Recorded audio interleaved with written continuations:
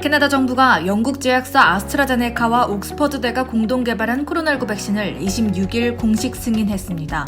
연방보건당국은 이날 긴급 성명을 통해 아스트라제네카 백신에 대한 심의를 마치고 화이자와 모더나에 이어 세 번째로 최종 사용 승인 결정을 내렸다고 밝혔습니다. 이로써 캐나다는 현 코로나19 사태를 잠재울 든든한 지원군을 하나 더 확보하게 됐습니다. 보건당국은 아스트라제네카 백신이 안전성과 효율성 그리고 품질 기준을 모두 충족했다며 검토 결과 생명을 위협하는 부작용은 없었다고 보고했습니다. 정부는 아스트라제네카로부터 총 2,200만 회분의 코로나19 백신을 전달받기로 했으며 이 백신의 대부분은 올해 2분기나 3분기에 보급될 예정입니다. 당국에 따르면 아스트라제네카 백신의 예방 효과는 62.1%로 추정됩니다. 95%인 화이자와 94.1%인 모더나의 예방 효과보다는 떨어지지만 전문가들은 50% 이상의 유효율을 가진 백신이라면 코로나19 발병을 멈추는 데 도움이 될 수 있다고 보고 있습니다. 아스트라제네카 백신은 미개봉 시 제조일로부터 6개월간 보관 및 유통이 가능합니다. 따라서 전국 시골 및 외딴 지역에 코로나19 백신을 더 쉽게 보급할 수 있을 것으로 기대됩니다. 다음 소식입니다. BC보건당국이 현재 시행 중인 코로나19 제한 조치를 풀기에는 아직 이르다는 뜻을 밝혔습니다.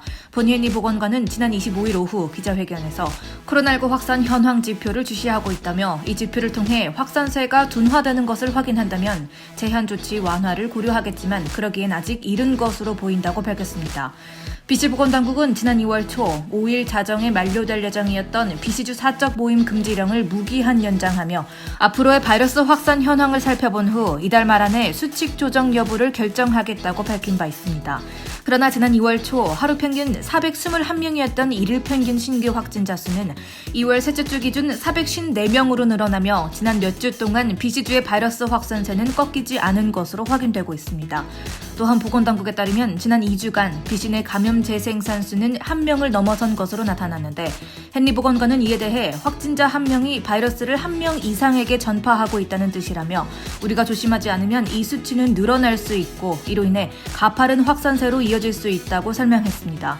또 사적 모임을 통해 코로나19에 감염된 이후 지역사회에 바이러스를 전파하거나 몸이 좋지 않은데도 인력 부족과 병가 프로그램이 없어 출근을 강행하다 직장 내 집단 감염으로 이어지는 사례가 확인되고 있다며 확산세를 꺾기 위해서는 사람들 간의 만남을 최소화하는 것이 중요하다고 말했습니다. 다음 뉴스입니다. 코로나19 대유행으로 직격탄을 맞은 BC주 경제가 올해부터 오는 2023년까지 지속적으로 성장할 것이라는 전망이 나왔습니다. Central One Credit Union이 최근 발표한 보고서에 따르면 BC주는 올해 4.2% GDP 성장률을 기록하고 2022년에 4.5% 그리고 2023년에 3% 미만의 성장률을 기록할 것으로 전망됐습니다. 보고서는 이 같은 긍정적 경제 성장 추세가 이어질 것이란 예측에 대해 코로나19 백신 공급이 계속됨에 따라 수출과 투자 산업의 회복이 성장을 촉진하기 때문이라고 설명했습니다. 보고서에 따르면 특히 주택에 대한 지속적인 수요로 주거용 부동산 분야의 투자 증가가 예상됩니다. 이미 기록적으로 높은 판매량을 보이고 있는 BC 주택 시장은 낮은 모기지 비용과 교외 및 소규모 도시를 찾는 원격 근무 가구가 늘어남에 따라 올해에도 20%까지 계속 증가할 것으로 보입니다. 또한 올해 주택 투자의 경우에는 2% 오른 데 이어 4%에서 6%의 상승이 가속화되고 신규 주택 착공 건수도 2023년까지 연 4만 채를 달성할 것으로 평가됩니다. 수출 증가와 상품 가격 역시 앞으로 3년간 BC주 경제 성장을 뒷받침할 것으로 예상됩니다. 보고서는 올해 소비자 소비가 4.7% 증가하고 2023년에는 3%로 증가할 것으로 예측했습니다. 이 중 석탄과 가스는 세계 수요의 증가와 함께 더욱 확대될 것이며 이외 수출과 제조업의 호조세가 지속될 것이란 전망입니다. 다만 지속적인 제약으로 인해 외식업과 숙박 및 기타 개인 서비스와 연계된 서비스 산업의 반등은 다소 지연될 것으로 보입니다.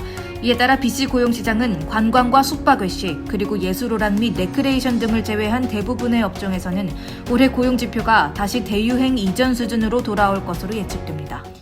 다음 소식입니다. 캐나다 최대 규모의 연금을 관리하는 캐나다 연기금 운용회사인 CPPIB의 사장이 아랍에미리트에서 코로나19 백신을 접종받은 것이 밝혀진 후 사임을 발표했습니다. 월스트리트 저널은 25일 CPPIB의 마크 마친 사장이 이달 초 아랍에미리트에서 화이자 앤 바이오엔테크 첫 번째 백신을 받고 두 번째 백신 접종을 기다리고 있다는 내부 문서를 확인했다고 보도했습니다. CPPIB는 현직과 은퇴 캐나다 근로자들의 연금을 관리하는 회사로 2020년 기준 4,757달러의 자산을 보유하고 있는 캐나다 최대 규모의 연금 회사입니다.